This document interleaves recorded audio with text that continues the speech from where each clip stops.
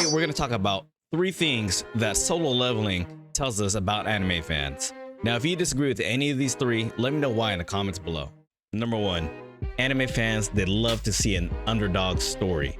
Now, with season 2 out and everything, a lot of people forgot how weak Jinwoo was when the series began. Now that we've had season 2, a lot of people had forgotten how season 1, Jinwoo was the weakest hunter in the whole world. Back then, we just wanted to see a guy who was just rock bottom, the weakest dude ever. We wanted to see him win. It was just a classic underdog story, really. When you compare his character to somebody like Frieren, someone who's been around for ages, someone who's already hella strong, you just don't see some relatability. It's not the same. So initially off rip, I think most people in general will be more drawn and can relate to Jinwoo a whole lot more. Is that a bad thing?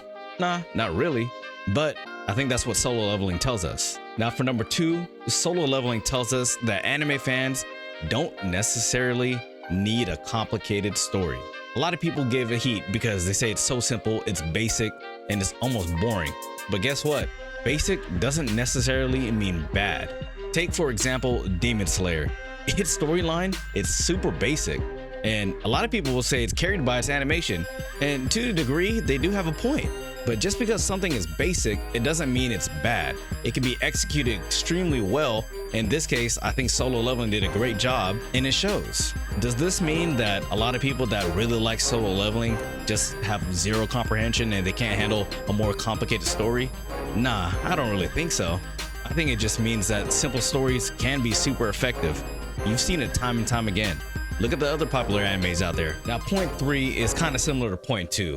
And it's just that some anime fans just want to feel something. Look, a lot of people out there just don't got all the time in the world to watch a whole bunch of animes. So when they do get a chance to sit down and watch an anime, they want to get something out of it. They want to feel something. So if you're talking about some kind of anime like Frieren or something, where it's a little bit slower paced, let's not say a little bit, it's hella slower paced, and you don't really get a payoff until later, some people just don't like that. They just don't really get it like that. But solo leveling, it's almost like on a week-to-week basis, you could feel something. You could get excited, you get hurt, you could be like, oh shit, what's next? Some anime fans just want to feel something. Now, is that a bad thing? I don't really think so.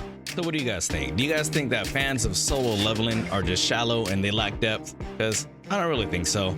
I mean, some people I'm sure just can't comprehend the more complex storylines and whatnot, but just because you're a fan of solo leveling, that doesn't mean that you're just a noob, normie, slob anime watcher.